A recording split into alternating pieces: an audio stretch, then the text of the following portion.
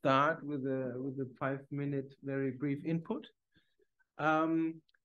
And after that, we will have some discussion here on this roundtable, and perhaps for another 15 minutes or so, and then we open it up for the audience. Yeah? Yes. So why don't we start? Tom, would you pick me last? Really? Yes, pick me last. Then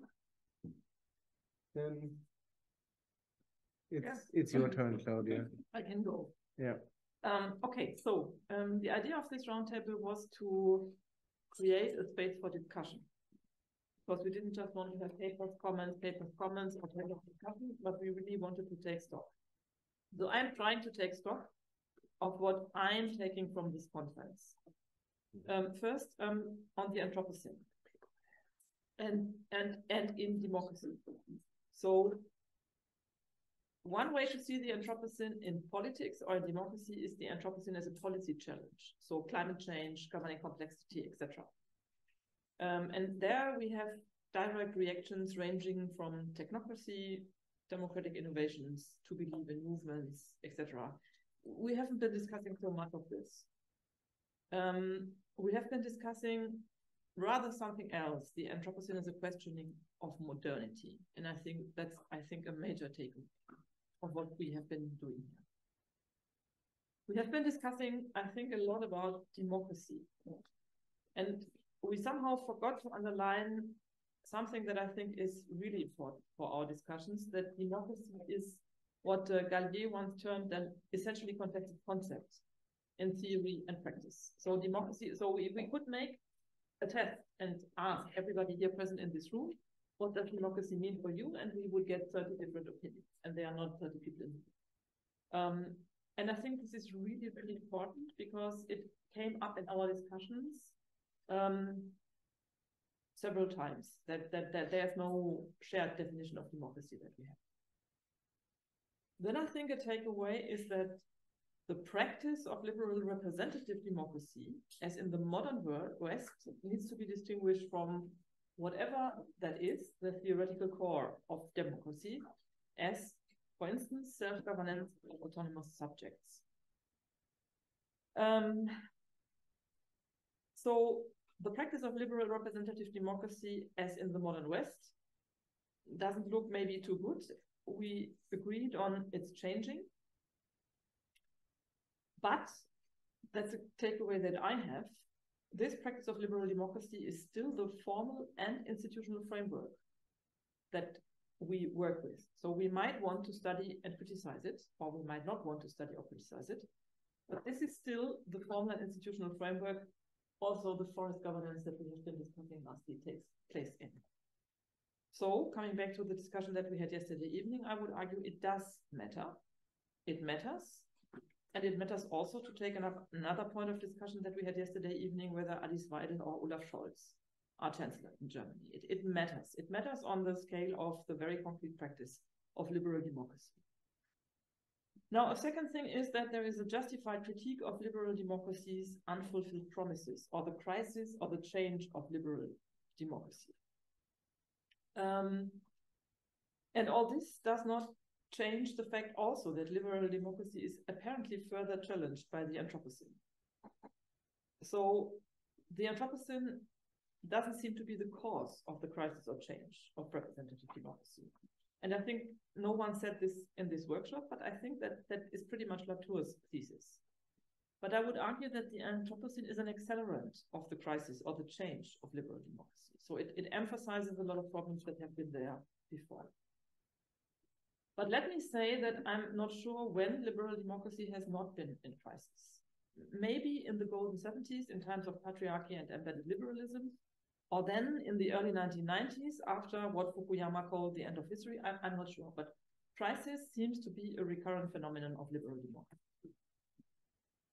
Then I think a third point is what is the core of democracy, and it seems to be our job to rethink democracy in the Anthropocene.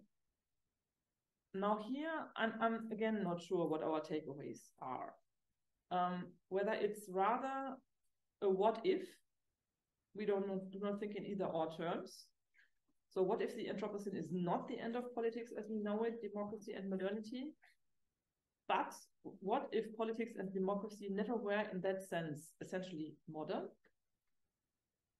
What if it is contingency? What if it is practice? Pretty much as what Kari emphasized this morning. Or then it's really, as David formulated it, taking a break, rethinking democracy in theory and based on core assumptions, for instance, self-governance of the autonomous subject. Think anew. It might also be both. Yeah, okay, I'm coming to the end. So, and I think if we rethink democracy, then we have to find some crucial questions. A lot of them we mentioned here. And I will just name 3 of them to finish. So, who is the demos? Humans, non-humans, or what else?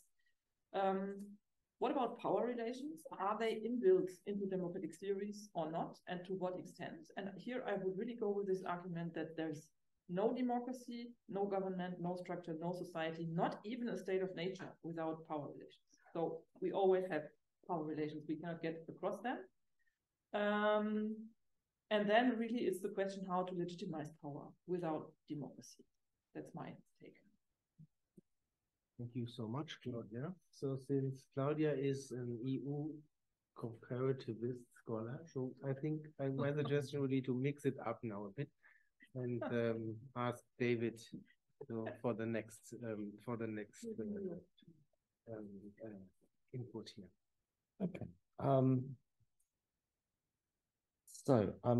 My takeaway is that we all come with different interests and different backgrounds, and so sometimes it's difficult to sort of share a discussion where we're all thinking that words and concepts mean the same thing. So I'm going to try again to articulate something quite different from what Claudia was saying, and maybe a starting point is before the Anthropocene. Back in 1993, Bruno Latour wrote a book that We Were Never Modern. And he talked about like the 2 houses of the modern constitution.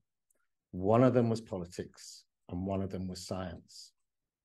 And what he talked about was a crisis of both of those houses, a crisis of representation. And what he drew together was that even though politics and science are different houses, they work in a very similar way. That similar way is called representation. Without representation, you cannot have politics or democracy or science.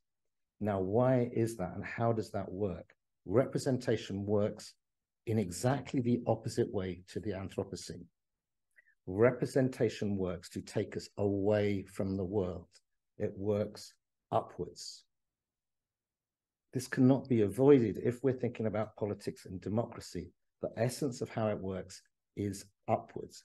It gathers particulars, differences, individuals, and funnels them into a tunnel called politics and governing.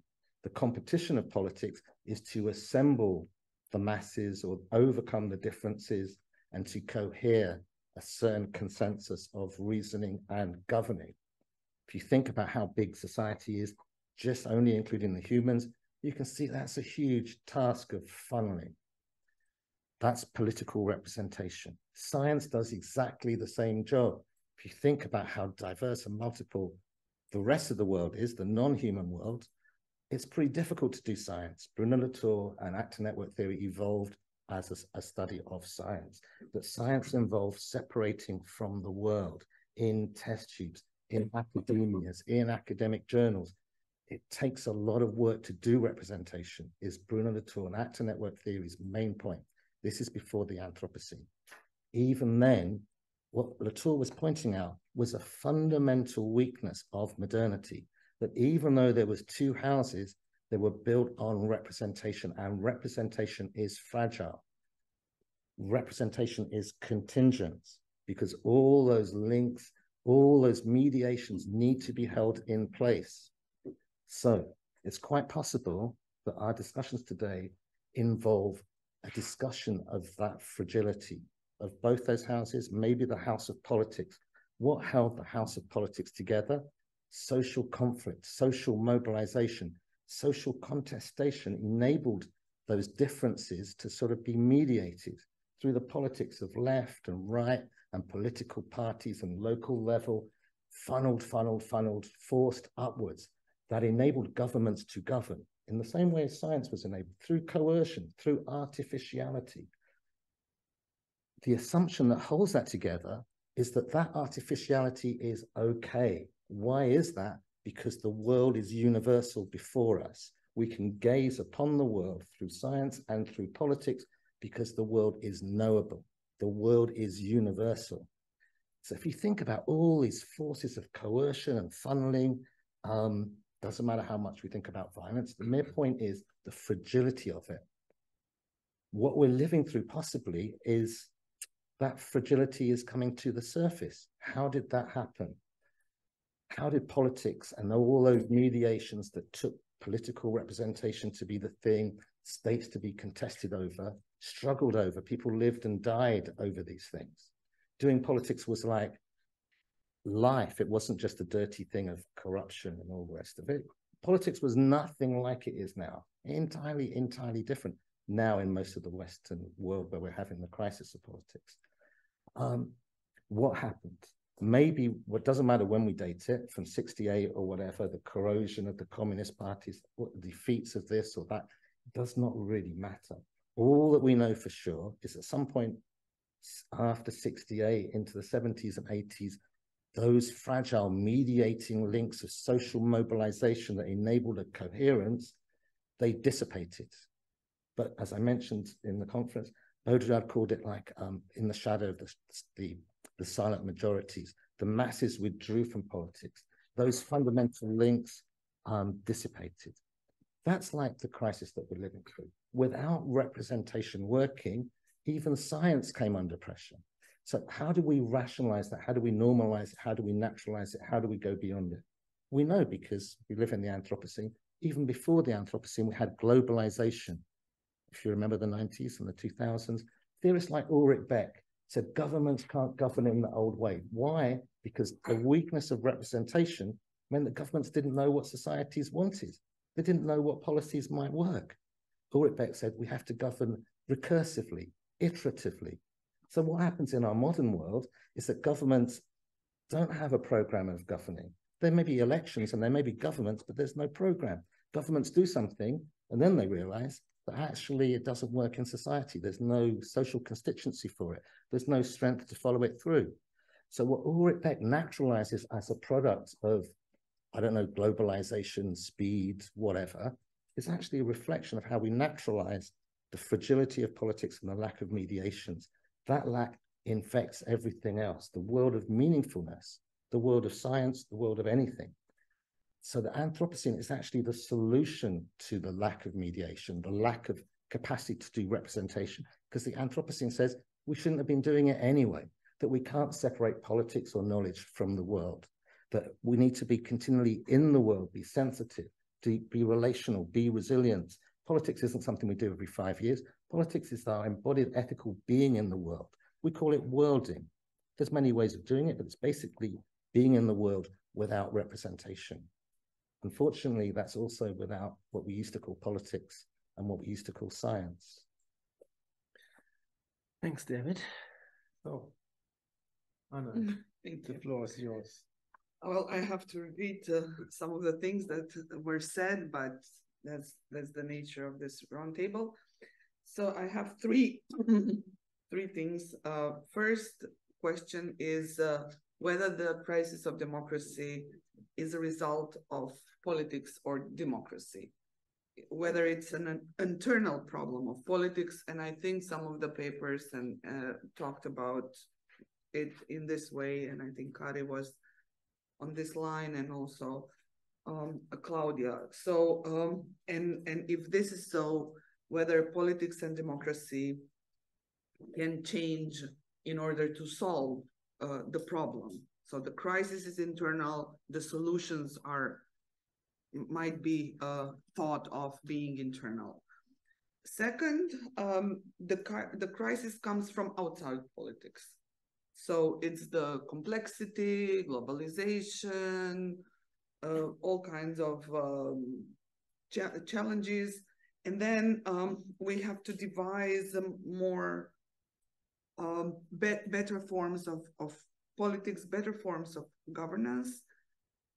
Something on the line of what maybe Ulrich Beck was saying, and then I think our democratic innovations come here, and maybe these stakeholders talk about with the forests and stuff. Like, we need better governance, because the things we have to govern are more complex. And the third perspective would be that the crisis is bigger than politics, and this is the Anthropocene thesis. What I would say here, so the crisis is bigger than politics. It kind of dissolves politics in a way. So the question I want to raise here is the question I already raised in front of David, was that the crisis here is presented as a crisis of modernity, and modernity is gone, so there's no modernity, no representation. But I would then say modernity, both modernity and representation, are fairly recent phenomena. I don't, representation didn't exist always. It came, I don't know, probably there are different theses. The one I have is, it's connected with the church and body and late Middle Ages or somewhere. So I want to say that even if there is this overwhelming crisis, and if modernity is gone, I don't think this will be the end of politics and democracy, because I don't think politics and democracy are so embedded, so intertwined with modernity and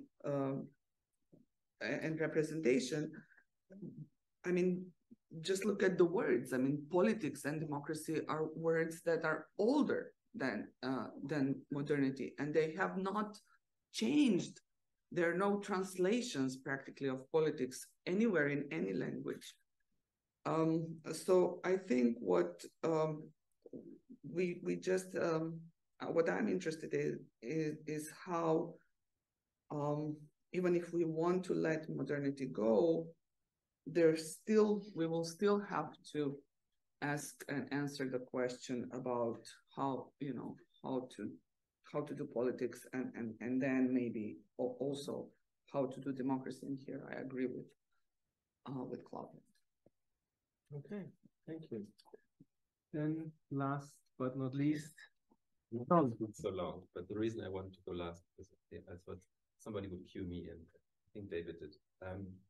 So up until now, we've been discussing these questions in the Anthropocene and ontology and democracy in a way that we could have had in Fulda as well, which is much more easy, which is but we're doing it here, and I think what is important for our work here, because I mean the whole idea of raising the Anthropocene, democracy in and the Anthropocene, was that it might give us a frame that we can think through when we talk about the Cold War, democracy, and borders, right?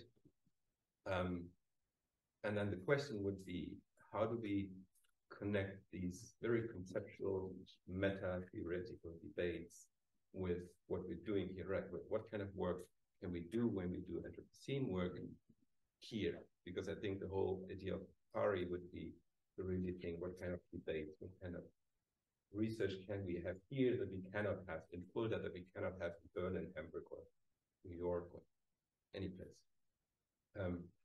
And I think the danger of the whole Anthropocene stuff is that it quickly becomes very conceptual and meta-theoretical, and it's hard to really reconnect it with stuff that's going on outside.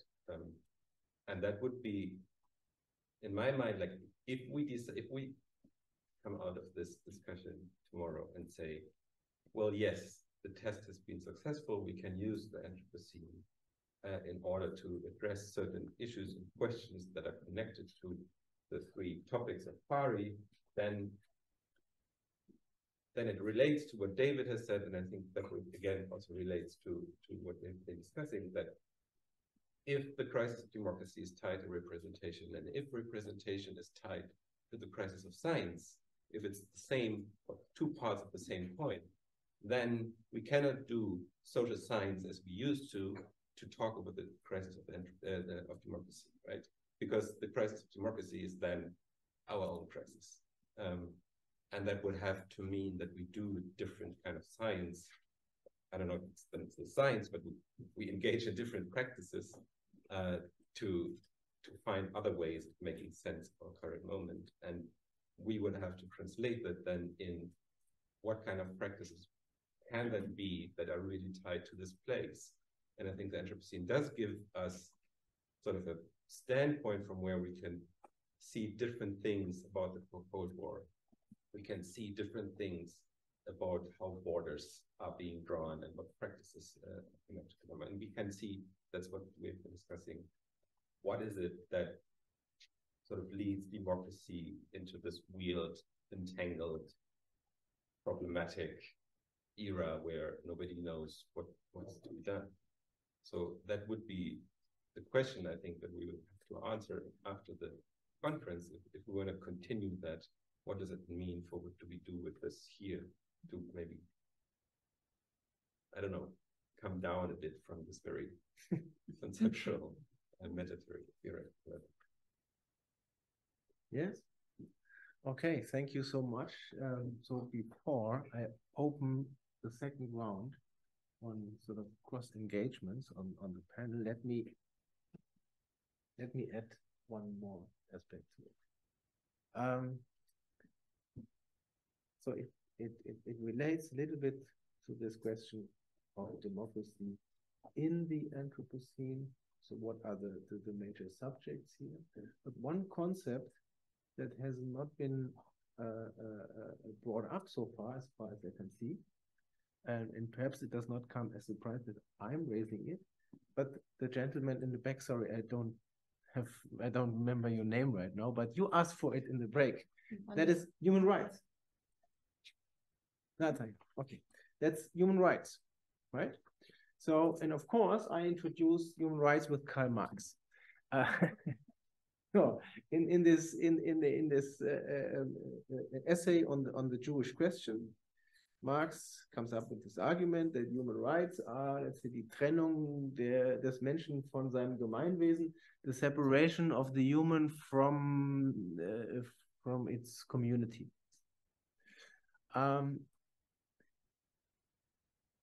In the Anthropocene literature, what I think is very present there is this argument that the Anthropocene is actually the epoch in which humanity has become a planetary force.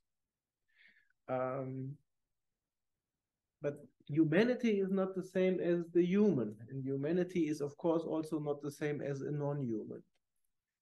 And humanity may not be the same as the Marxian Gemeinwesen or community. So the question that I would like to add here is your approaches to interrelate these concepts: humans, non-humans, humanity, and community.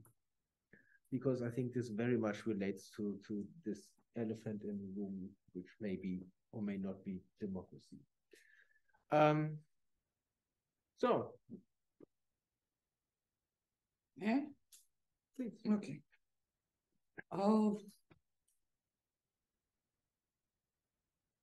So you connected humanity with human rights, right?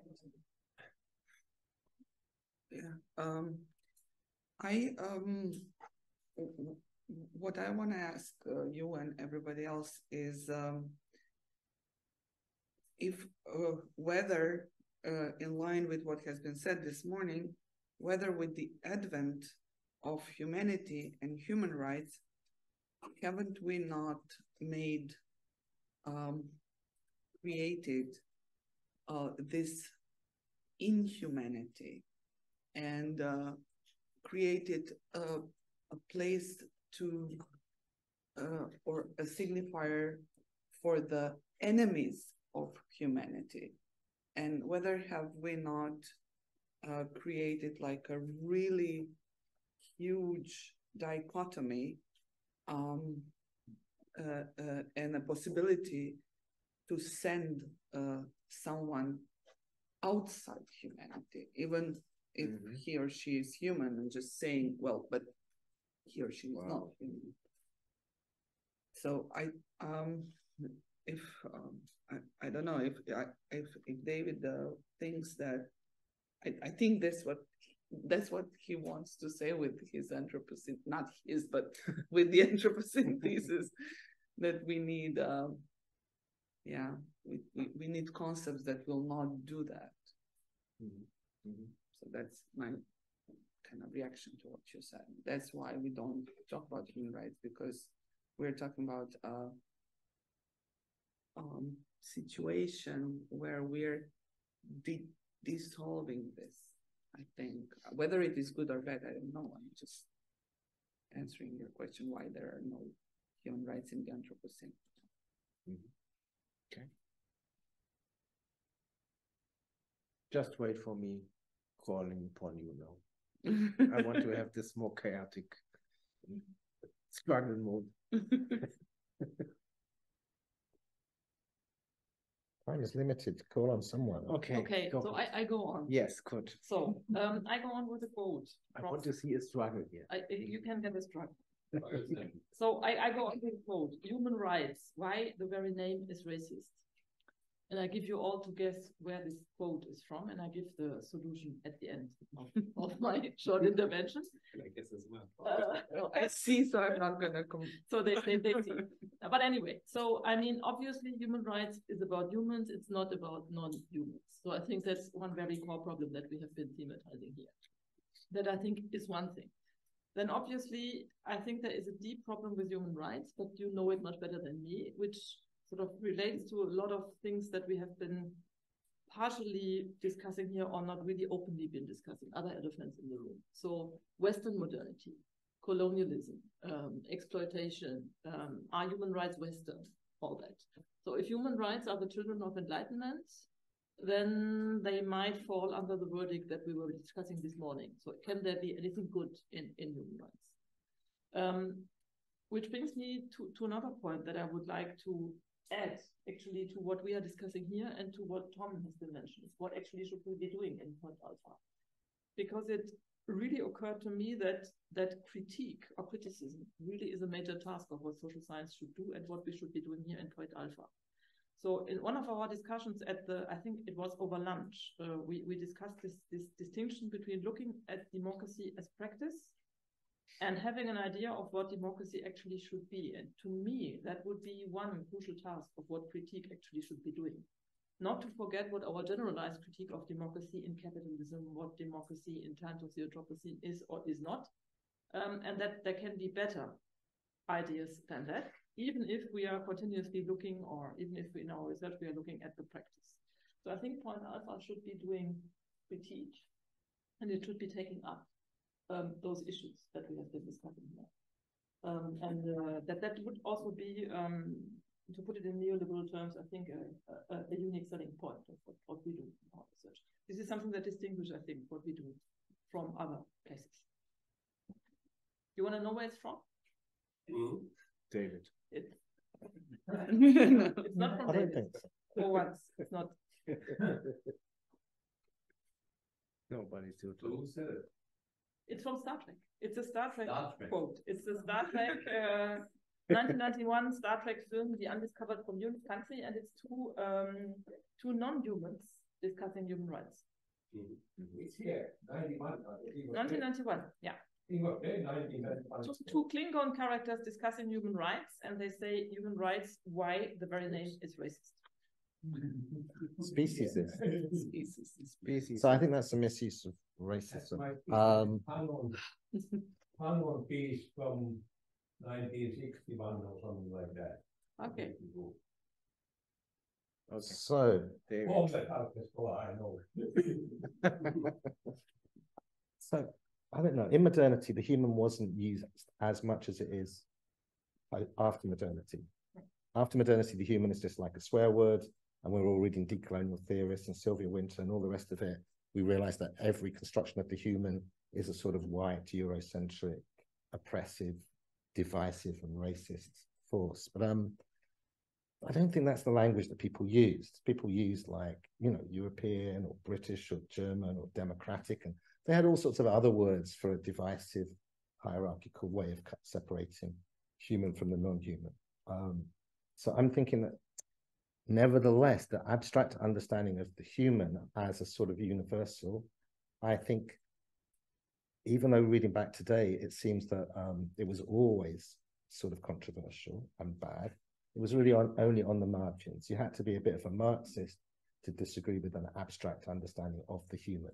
Mm-hmm. You'd have to be saying, no, this, you know, disavows the divide between the capitalist and the worker and the colonizer, all the rest of it. It was sort of a marginal critique. And I don't, even human rights weren't like an issue until like the 90s and the 2000s, because everyone knew the human was divided between the capitalists and the communists, and, you know, our world was divided. We had a world of politics. The human wasn't like a big question.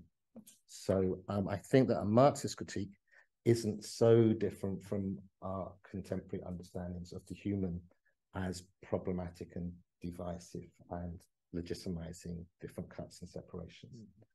So the more interesting thing possibly for the Anthropocene is Dipesh Chakrabarty's understanding of humanity as a geological force, because on many levels it disrupts a modernist construction of the human as being self-governing and reasoning and all the rest of it. What Dipesh Chakrabarty, really controversially for a post-colonial theorist, says is actually there's this other human that comes into view. Not that human and those modernist discussions. That's why it's a little bit of a complicated thing. There's different discussions, different times. There's this other human, which is a materially embodied force in the world that, without reasoning, accidentally or whatever, unintentionally, thought they were being good, developing science and being progressive, and even the Marxists and everyone else wanted a piece of that pie. No one really knew that that human, not the human of democracy, not the human of representation, but the human as a geological force, was actually destroying the world rather than doing good things. So that's a different human. And then we're beginning to problematize the human as exceptional or special or cleverer in a different way. We're not saying that using the human thing is racism, which is fine in modernity and it's probably still fine now. The interesting thing in the Anthropocene is that you think that humans are cleverer than plants? Actually, no. Plants are much more adaptive and resilient and democratic, and all the good things you thought the human had, actually they never had. It's that sort of human. So there's different discussions and debates. I would never conflate an Anthropocene discussion with a modernity discussion, although I realize I'm in a minority. Okay, thank you. Okay, you said earlier it's always bad to accommodate. So if we understand modernity as a phase where universalism, so what is humanity, what's human of human rights, and the question of what makes specific communities particular is always negotiated through different systems of knowledge. That would be racism, for example. So you have this universal white race where everybody's equal, and then you have the particulars that are of less words. And then you would have culture where you can say, well, there's humanity and it's a species that it invents different kinds of ways of being and so forth. So it was always a process of negotiating this, and obviously through power, where human rights and other instruments would be a way of enforcing a certain kind of human by pretending it is a neutral one, which has been deconstructed, as David has shown through different ways of criticism.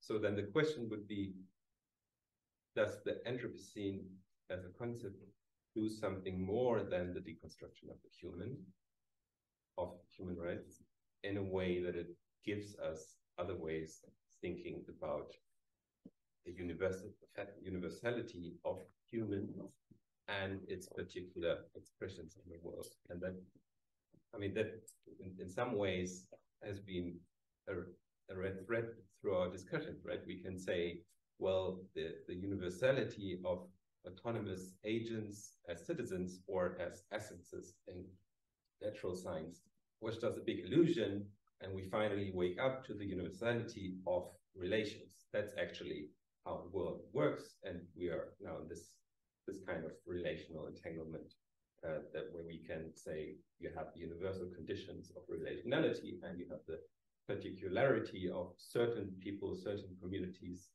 in certain places that are related in certain ways to certain other entities.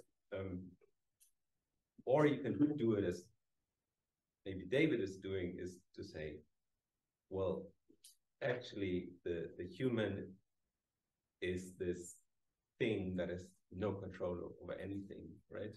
And what does it mean then, again, to talk about the questions that interest us?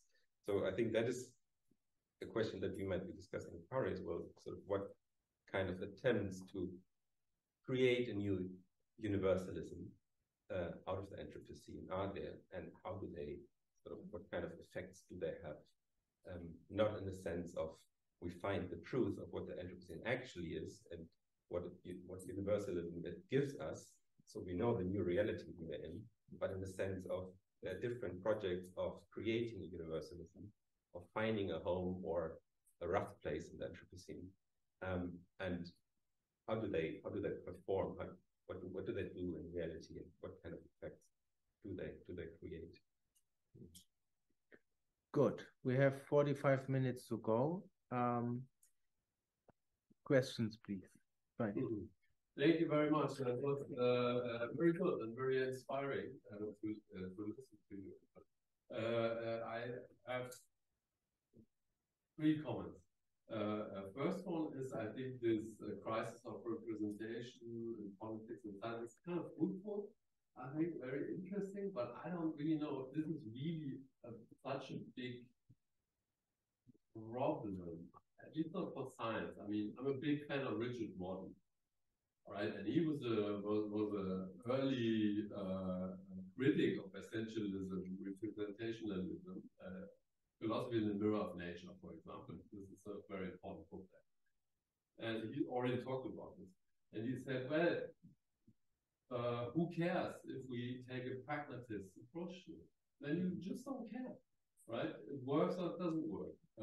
You don't care if it represents true reality, right? If this is so easy in politics, I don't know.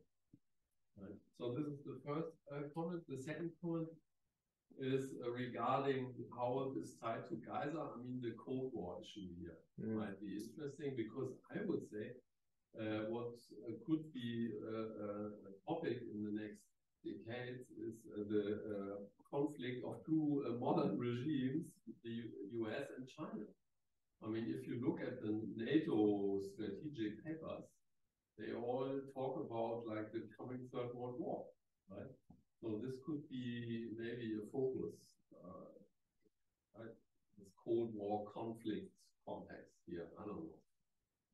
And the last point is regarding the Anthropocene and modernity. I would assume that it's true that there is this discourse we also talked about here, which is quite tightly related to Latour's work, right? This kind of thinking out of the box, so to speak,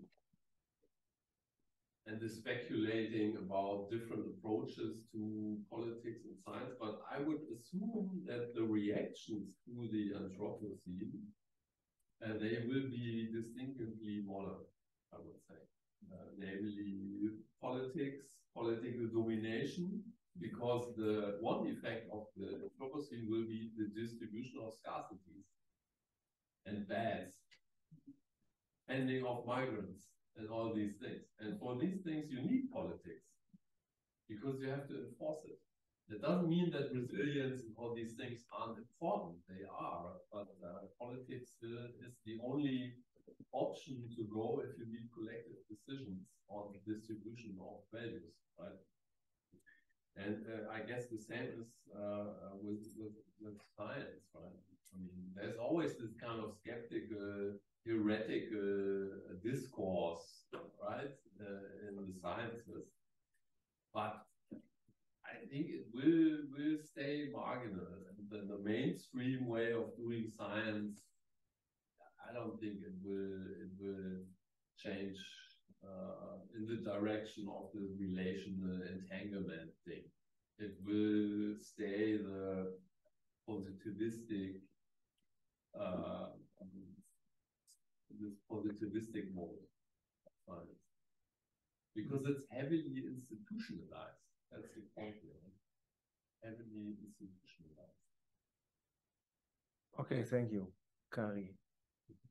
Okay, I think I played a game of this kind of conceptual history and of politics and against David's views on this. So first I'm starting that Plato is just one of the typical French thinkers who make big distinctions as the world history and so on. I think we can name others, Bourdieu, Baudrillard, Gertie Santamouche, and as a partial exception, but still somehow they are decompromising the use of politics and Baudrillard in the 80s wrote some history of politics from the 60s, 13th century in 2 pages. Yeah. So, and whereas I am actually using the actual usage of the politics vocabulary.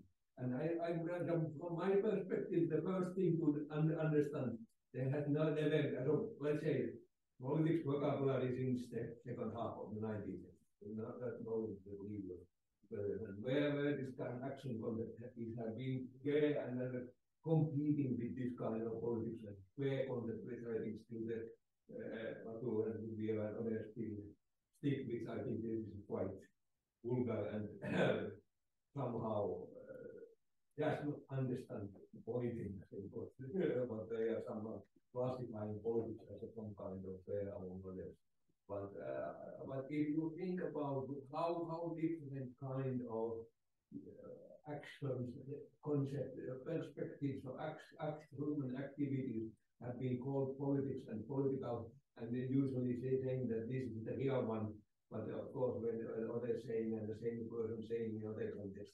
So in what my last study was published on the Bundestag political parliamentary perspective, and there I analyzed some several rhetorical topoi around the use of politics vocabulary in the Bundestag debates from 1949 to 2017, and in the sense of the first thing is that there has been never some kind of single official understanding of politics, but if you put it to the actual usage, but same person can use that in different contexts or different purposes, very different manner.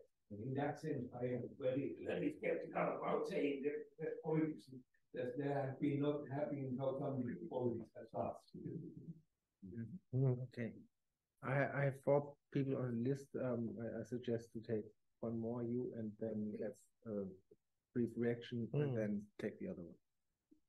Maybe that's more because it's more for discussion. Maybe take 6 or 7. Okay. Because it's not a Q&A, is it? Yeah. I've just got a quick remark to what we just said about science and modern. Because I'm not sure about that. I remember when I took David's model on complexity 2 years ago. Wow. And this was all very new to me, and I was all excited. And I have a friend who's a professor in applied physics, and we talked. And I was like, how do I explain to him what I'm learning at the moment? And I tried to explain to him this complexity idea. He interrupted me after a few sentences and was like, okay, can I try to say in my own words what you're telling me? And he gave me this perfect definition of complexity. He was like, to be honest, as applied physicists, that's exactly how we've been working for the last 10 years. This is totally nothing new to me. And as far as I know, most of the natural sciences have realized that this modernist way of doing sciences is very limited, and that with the complexity approach we can go much further, and then we have the whole quantum thing and so on and so forth. And then we could have like a meta discussion on modernity and complexity ways of thinking from completely different angles. And ever since, I'm thinking that maybe natural sciences are less invested in their, in quotation, old ways of thinking, because they're not so involved with politics and interests and power structures, at least not in their actual doing research. So that just to complement what you're saying, maybe I'm wrong because this is just anecdotal knowledge, but I thought that was pretty fascinating. Okay. No, if you guys don't want to react, then I have Jan, Nathaniel, and Jan, right? Yeah. Yeah. Okay. I would like to pick up on what you have said about representation, David, and continue into a different direction, outlook perhaps. I would say I agree with your reference to Latour, which I would also think of is helpful, diagnosing all these what we were discussing in terms of democracy and Anthropocene, so as this crisis of representation, and that this crisis is due to a kind of loss in the belief in some kind of fundamental assumptions that this representation would, the political and the epistemic representation would get us closer to some pre-existing, essentially existing either things, objects, or the people and their collective wills or whatever. I think this can also be related perhaps with that this kind of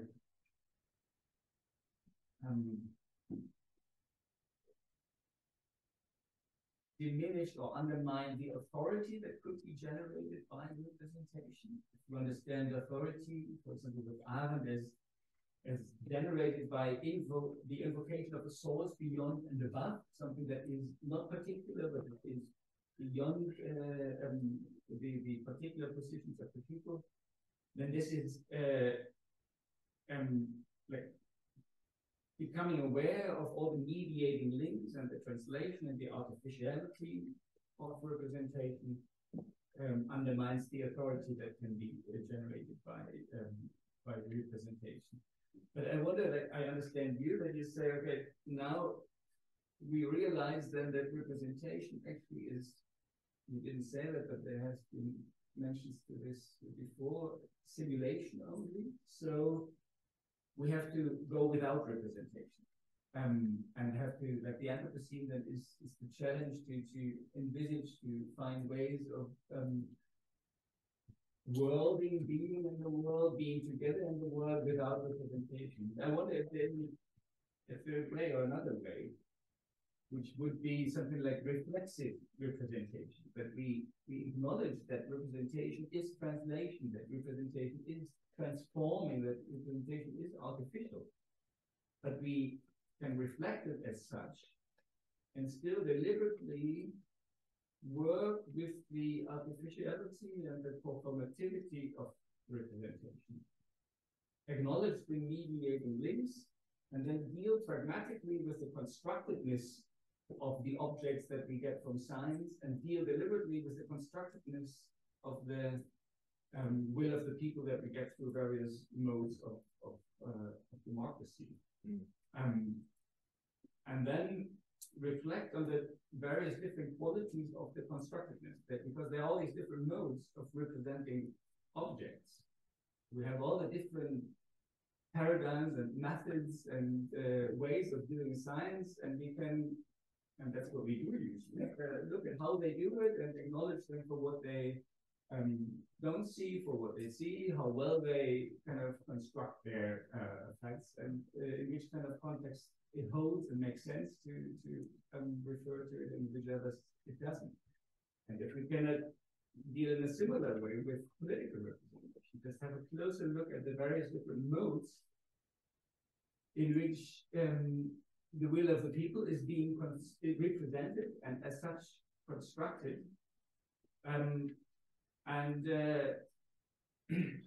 Yeah, and the next step, I think this would also then perhaps with regard to democracy, lead us to something similar to what we already have in science, that we acknowledge that the best way of knowing is through a diversity of different theoretical paradigms and methods, because they all capture some partial possible construction of facts. And so with regard to democracy, this could also lead us into an orientation where we say, okay, it's not the one way of representing the will of the people. Democracy is not one, but it's actually on a meta-normative orientation would be that it's the diversity of different ways in which wills of the people are constructively, formatively represented and constructed. And this is the diversity that we need to somehow cultivate and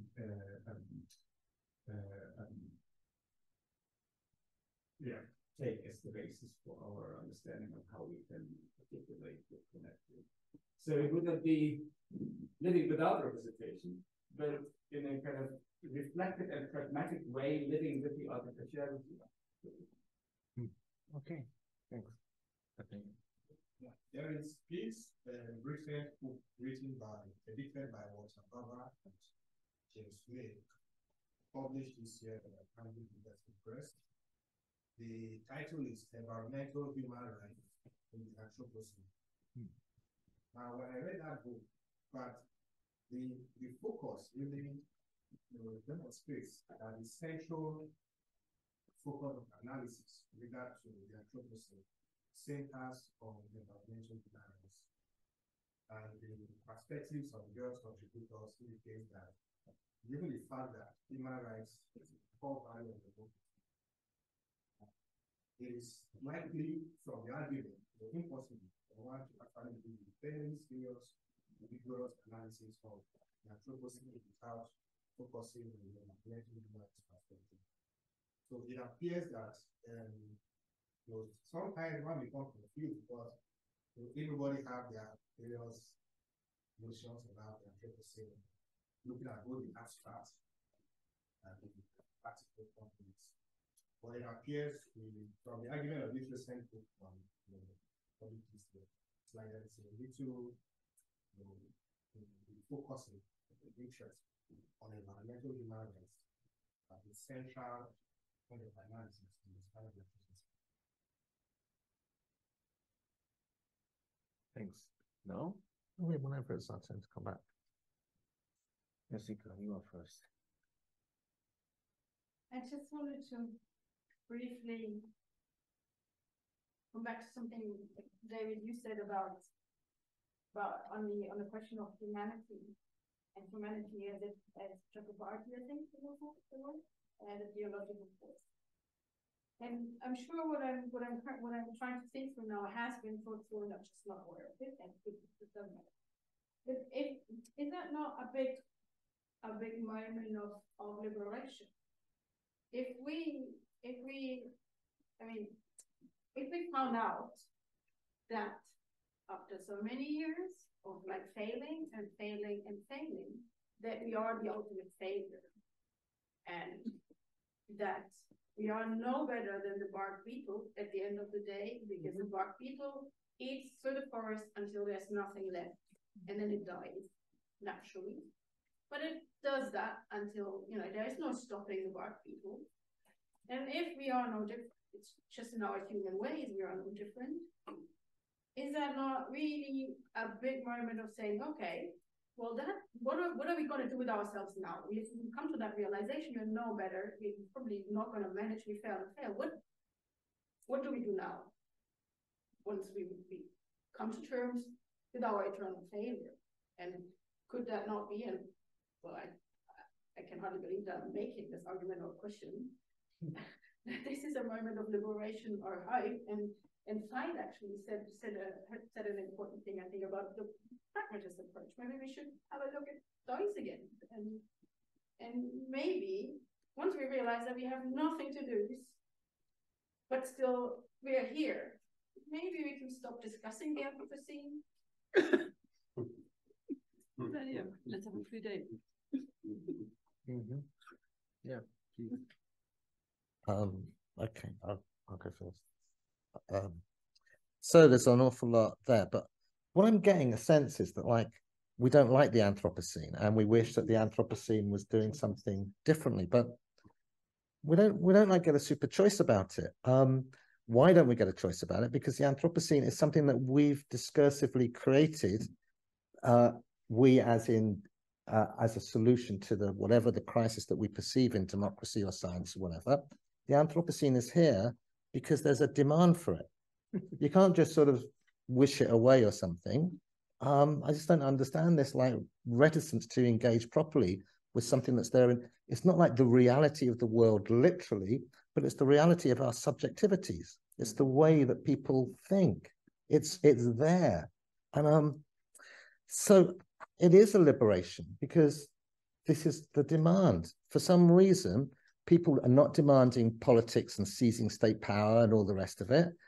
They're demanding liberation from politics, not politics as liberation. Now, I'm sorry if it like it's disappointing to you or something, but you sort of have to suck it up and get over it, because otherwise we're not going to be able to do anything if you're just whining all the time, which is what sort of what I'm hearing essentially. So so as Veit says, it's not a big deal that representation, the fragility of representation, is revealed to us. It only really matters to people with a vested interest in being representatives. As you said, for the scientists or even for social theorists, pragmatism is not the end of the world. Like, you know, there's nothing actually wrong with it. We are growing to like it. The desire to not do pragmatism because of great ideological battles, you know, that's like not part of our world. It's just the world that we're in. And we don't get to choose what the Anthropocene tells us because we've already constructed it. So let's talking about representation. Caroline, I'll just deal with that because there's a lot of points. I'll just deal with the representation stuff. Yeah, so the scientists are saying that we can live without representation. Obviously, well, why not? I mean, it makes sense to live without representation, except for people in this room who are so addicted to it. So the scientists are saying, yeah, we understand that things are complicated. We tried like reductionism and stuff. We just sort of feel, for whatever paradigm shift reason, that our contemporary moment says that we should do science like that. It's not a big issue. You can still do science without representation. It's just a different type of science. You can still know, but it's different knowing. You can still do politics, but not like that. You can do what we've sort of tried to talk about how we ethically engage in being differently in the world. So the problem is the people in the room with this addiction to representation, which is reflected in the addiction to democracy, that's like the weird thing, and people need some therapeutic help as far as I can see. So the problem with the crisis of representation is it begins to taint science, because with the end of representation, there's no sense of trust. There's fake news, all the rest of it. Science begins to be undermined because of the political crisis. That's why there's a crisis of science. And we've already said the crisis of science, you know, it's like a secondary thing, really. It's the death of politics that's the key driver of the Anthropocene as the solution, not the intensifier for crisis. It's like after that, it's the resolution of it. So Jan's point about, well, why don't we just choose another type of thing, halfway house, a little bit of representation, where we understand it's artificial. Thomas Hobbes already told us that politics was artificial. The Leviathan is the artificial man. No one ever thought it wasn't artificial, but they thought there was reasons for artificiality. It just seems that in our contemporary moment, we don't buy those reasons. So the Anthropocene tells us we don't buy them. The Anthropocene says we shouldn't be separating politics like that. So to my mind, when we're talking about liberalism, the definition of a liberal is someone that refuses the Anthropocene, refuses the reality of the world discursively, refuses to think about how do we do politics, ethics, being without representation, because that seems to be the demand of the Anthropocene, whether we like it or not. So Chakraparty point, yeah, I did that already. Yeah, so we're sort of like, I think you think the bark beetle. I'm sure the bark beetle is not as bad as you make out, because so anyway, so it's not as bad as humanity. The representation. No, it's the whole problem is representation, because there are going to be biological humans. The problem is the human representationally constructed as separate from the world. And the two houses of Latour. I just picked on Latour because I thought it might be schematically useful for us to try and draw out the points. So I'm just nipping to, if was Alf Chloe going. Yeah, I'll be back in a second. Then get Claudia. Talk slowly. Does anybody else want to go first? I have just 3 short points. Yeah, yes, me. Let me misuse my chairing powers here, and you do that all the time. Yeah, of course. And react on Nathaniel's point. So these environmental rights. I think this is incredibly interesting. We have this discussion about river rights, for example. Yeah. But in fact, the idea to have non-human subjects as legal subjects is not really new. Huh? There is this wonderful episode by Gunther Teubner that I'm always bringing in, yeah? When he thinks about, he opens an idea with this vignette on this incident when, I don't know, in the 17th century, rats have eaten fruits, and then the fruits were rotten because of that. And then the people thought about to sue the rats in court. And the court was somehow reluctant doing that, and asked for a legal review. And a legal review, so they read the Bible and they found some sources where I don't know, a bull that has killed a human has to be killed, and its flesh cannot be eaten, and these kinds of things. So as a result, the conclusion was that animals can indeed be sued in court. But then the procedure failed because the court wasn't able to set a deadline for the rats to appear in court. Okay, now, but I started with river rights and these kinds of environmental rights. And the question is, are they modern or are they even liberal? And I would say yes and no. So to a certain extent, this may be somewhat an anthropocenic capture of modern or liberal notion of rights. Right? So perhaps then the Anthropocene is somehow liberalized by these kinds of attempts to introduce more and more environmental rights. So then we are in the midst of an Anthropocenic setting in a way. That's a very interesting point. Okay, now Claudia. Thank you. 2 points. First point on the Anthropocene. So I have no better expression here, so apologies for that. But the Anthropocene as a challenge, as a policy challenge. This is a technocratic term on purpose. So I think we have that. So we have climate change. We have all the things that we have been discussing about. I'm not sure we have the Anthropocene as a way of seeing the world. And I think this is what is at stake. It might be becoming a kind of worldview that is dominant, maybe as dominant as the modernist worldview used to be. It might not. There might be a modernist way of reacting to the Anthropocene challenges. And I think this is really where a danger is. For autocratic movements, for detention camps at the European borders, with all kinds of very bad things. So that's one takeaway I have. Second point, I think there are good arguments to say that there is a problem with representation. So probably it seems to me that it's the representation part in representative democracy that doesn't seem to work so well. but that neither means it is the end of politics. So I think I must make a claim on politics here, because a lot of people were like really easily throwing around that this is the end of politics, it shouldn't be done in politics, we are not doing politics.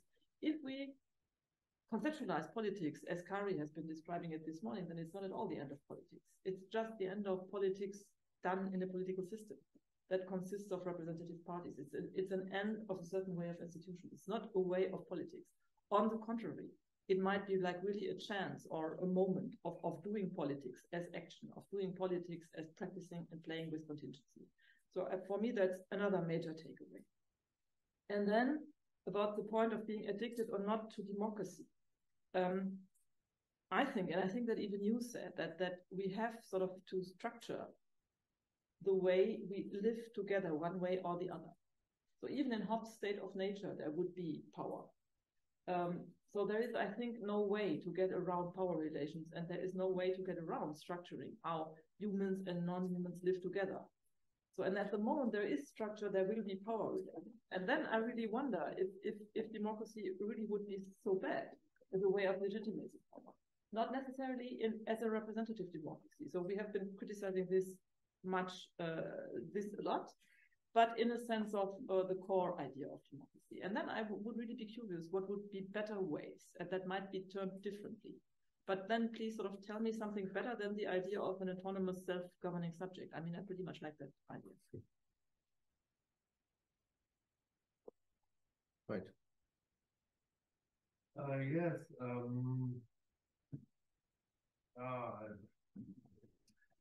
I'm thinking the whole time about your question, how to apply to the planet, and how it would be possible to come up with a research idea. And to be honest, I really don't know. I really don't know, because the level here are so different, right? Modernity, nature of politics, and it's really difficult for me to come down here to the local level here. It's really...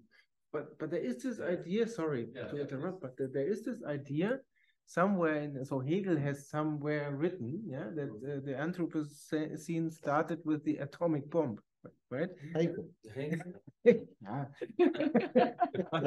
According to Claudia. No, but that I don't know. I read this somewhere that sort of the beginning of the Anthropocene is the sort of Hiroshima. Kari was saying that as well. No, but if this is the case, then we have a connection, because this site here is the deeply nuclear site, because it has been a hotspot of this nuclear confrontation. Perhaps this. I mean, to answer, if it's a problem not only of democracy but also of science in a wide sense is representation, that would mean that our concepts we use in democratic theory and what they are supposed to be representing is sort of a problematic relationship. And then maybe one way of doing Anthropocene science here would be not to assume some kind of what's democracy, what's representation, or what's the crisis, what's the reason, what's populism, and then see what's going on here, but really sort of turn this around and really see what's going on, right? And then the Anthropocene sort of just becomes a general frame for it that allows sort of different questions about this and different modes of how to do it. For example, with the Cold War, like how does the Cold War for an historian look like when the historian loses its representative concepts of what the Cold War was, and really looks at certain practices, for example, around the nuclear bomb, or there's another sort of connection between the technologies and satellites of system science uses today to create the facts that they're creating, which were invented during the Cold War as military right? So, and then these things might look differently when we use the Anthropocene sort of as a general question and as a mode of doing science differently, and then really look at certain historical but also present moments and practices and phenomena from that perspective. And that might then enable thinking differently about it in sort of a non-representative social science thing. Okay, Jessica, no, Caroline and Jessica.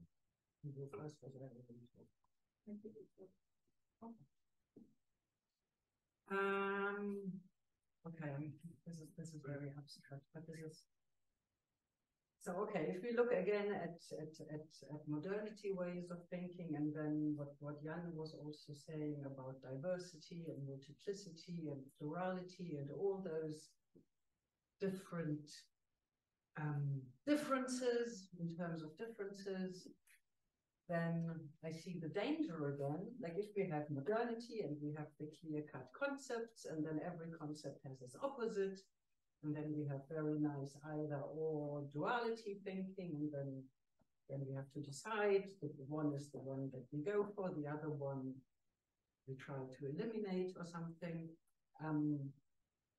This typical modernity thinking, or we have the thinking with the differences, where we say, no, it's not only either or, we have all those endless options, and we have a multiplicity of differences. What in both ways of thinking, again, gets lost is that which is the underbelly, which I stole from your talk. This is a very nice word. Which is what we can't see, which is what I try to also talk about in my talk. That which is lost, we are non-identical. The stuff that we can't grasp by these concepts and by this effort to rationalize everything. And you will automatically project all that stuff that is scary and that is ungraspable and unknowable. We will project that onto something rather. And whatever we project it onto, or whoever we project it onto, will probably have to suffer from that, because that's doesn't exist anymore, doesn't get mentioned, doesn't get recognized, doesn't get noticed, doesn't get any power, doesn't get a say. This is going to continually be the problem if we just stay within these different ways of thinking. At the same time, and this is this irresolvable contradiction, I don't think we can escape from these ways of thinking, because we don't know how else to think, but at least we should be conscious of the fact that while we're trying to conceptually, rationally, logically think about all these really important things that we're thinking about, I just want to make this pitch that there's always going to be something that is lost, and that is going to be the target of being eliminated and violated against. Yeah, all this is politics to make it visible. We don't know how we define politics in this room, so I think it doesn't make sense to. Yes. On the point of linking this discussion to the place, I think it's very, very clear. But to me, it seems it's very obvious. Right. This used to be the place where the modernity happened. That was sort of the clash of like different systems and when politics happened. And now it has become the green van. It has become there is this project of ecology, environmentalism, the way of relaxing to the land and being told how to be different in a world that's different. Yeah, well, will the European border one day become a green band? We could jump in You on have that. a last round in 2 minutes. Fine. Very shortly, building upon David, who said the liberal is someone who refuses the Anthropocene, right? Maybe because this is the topic in political theory right now, the discussion which is becoming more traction on post-liberalism. Maybe this could also be a focus, right? Post-liberal problems after the end of the liberal order, post-liberal concepts conceptions of borders, demos, and nature, culture, and also post-liberal forms of politics, right? And democracy without the liberal framework. Maybe this could be something, and you of course have to do it in a remote provincial place because the urban city centers hotbeds of liberalism. Gotta get out of there. We have one last quick intervention. Because we are getting about democracy and but there are several factors which are affecting this migration. It is the environment, also it is politics, and how it is connected with democracy. I mean, it is because it is we cannot provide continuity in development because there are a lot of threats. Mm-hmm. Okay. Thank you. So then let's have one last quick round. Takeaways for tomorrow, perhaps. What do you think? Yeah. So I sort of think that there's a problem if we're too idealistic. So as Claudia says, it's a nice idea of the autonomous self-governing subject. And that's why we're attached to democracy and politics.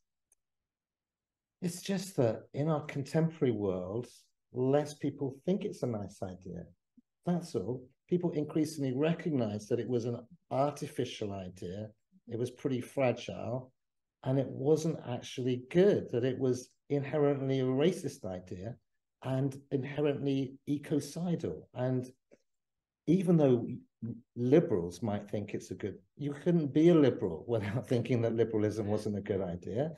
It's just that liberalism has to refuse the Anthropocene because of these attachments. But I just think it's like, it just prevents an engagement with contemporary subjectivities. I think it's sort of, it brings too much baggage into a need to actually think about the world that we're in. And I think it closes you off if you bring your baggage into academic work too much. I mean, how does it help what we think is good? You know, that world is sort of over, possibly.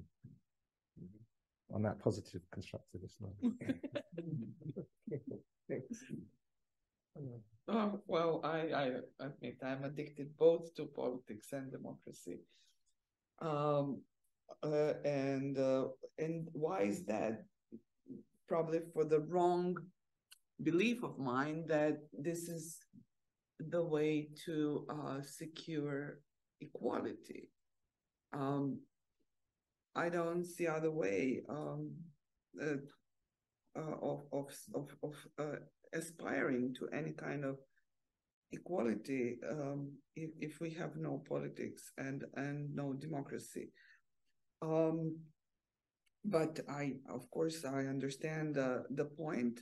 I just want to say that democracy is not democracy that we live in. The Cold War democracy has nothing to do with autonomous subjects and representation.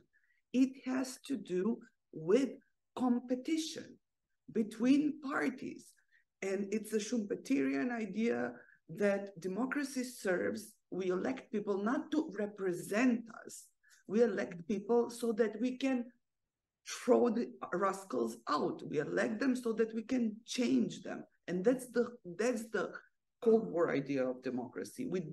That has nothing to do with self-governing, nothing to do with representation, nothing to do with common interest, nothing to do with anything. It has to do with multi-party competition. And why is that? Because if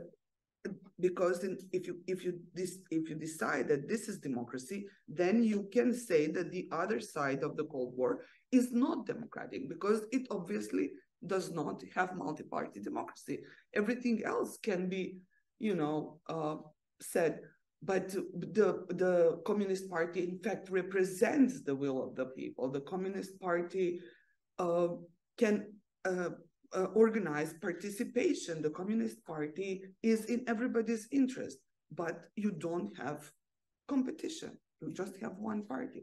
So I think that the way liberalism, okay, but as far as democracy is concerned, I don't think it has anything to do with either autonomous subjects or with representation.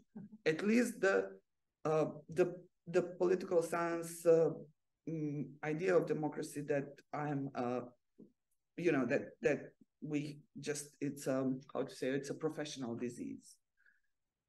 Okay. Yeah, thank you. Directly taking up this point. The democracy that we have been discussing is not about, it's not even about emancipation. It's not about autonomous subjects. It's about saying that this is about autonomous subjects when it's about representation and political parties. And that's the simulation that we have been talking about. So which brings me back to my point of critique, because I think it's two different things to be criticizing the practice of democracy and the flaws that it has, and to be diagnosing the problems and how it clashes or not with the Anthropocene as a challenge or a condition or a worldview or an episteme. And to think about what could be another type of politics or democracy or governing. It's really, to me, two different things. It's not related. So I think that what you term a baggage, it's a question in that rethinking only when you really think that the whole baggage is corrupted. And I think this is something that we didn't resolve, but I would say we ended up saying that we cannot get rid of power relations. So this is probably something where we would have to build a base for. So two different things, and I think that's again an important point for what we do here. Two other important points. This notion of the liberal world order, I think it's closely related to a critical view on liberal democracy, to have a critical view on the notion of the liberal world order. The more I read about it, the more I find that too many people think it's self-explaining and is equated with something like the common good, when I really sincerely cannot see why the liberal order should be the common good. And I think this is a place not to wash it down the drain, the liberal world order, neither to praise it, but to critically question the liberal world order.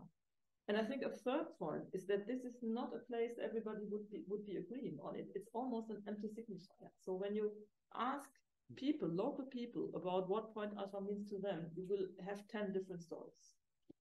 It might be a story of defeat for some, it might be a story of victory for some. When you visit the memorial, you will see that it's a story of a victory of the liberal world order over the bad guys in the bad East, so the bad communist oppressors. So you are like in a Hollywood film where the Russians are always the bad guys. And the more I work here, the more I find it fascinating how this is a place of different narratives of what actually 1990 means. Is it a liberation? What is it? Is it the Cold War? Does the Cold War prescribe? So it's a kind of empty signifier where these things can be constructed. And that's also, I think, something that we should have a look on. Yeah, I'm getting a bit burned out. You know? So There's only 1 minute left. Something clever to say, but I think if we want to do critique here, it's the question what kind of critique. And I think our discussions today and yesterday somehow have shown that it has to be a kind of critique that is not working with a lot of abstract concepts that we're so used to, where we feel like there's a slippage or a sort of increasing distance, and the fight started with this yesterday, between these concepts that we sort of feel attached to and that we're comfortable with thinking with, and the reality out there. So we don't end up with a good critical science if we take too much of these concepts to then explain, but it's more sort of a critique that turns this around and observes what kinds of concepts are being created. For example, in the museum, where you see a certain version of democracy alive and kicking, where you might see it differently today when you talk to people here about, I don't know, why the heating bill of Habeck was such a fuck up. People will feel much more disappointed and at odds with how policy and politics and democracy and representation works by now. So that might give us a better feel for the concepts that are being created through that and the kind of politics that emerge from there, non-political. So, yeah. Great discussion. Thanks. Let's go on.